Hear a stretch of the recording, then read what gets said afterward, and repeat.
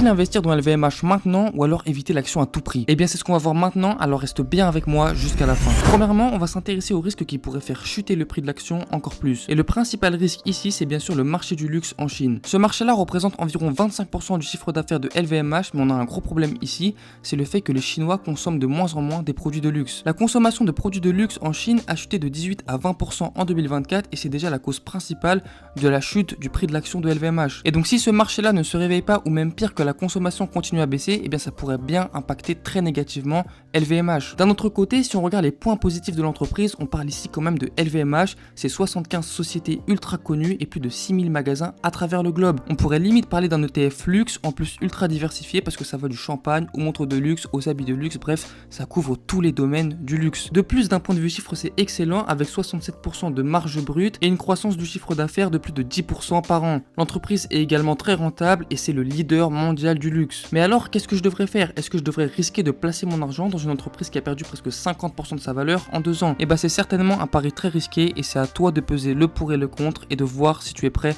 à prendre le risque d'investir dans LVMH aujourd'hui. En tout cas, personnellement, si je devais investir dans cette entreprise-là, eh bien j'investirais seulement un petit pourcentage de mon portefeuille. Dis-moi en commentaire la prochaine action dont tu voudrais que je parle et bien sûr ce n'est pas du conseil en investissement, fais toujours tes propres recherches avant d'investir.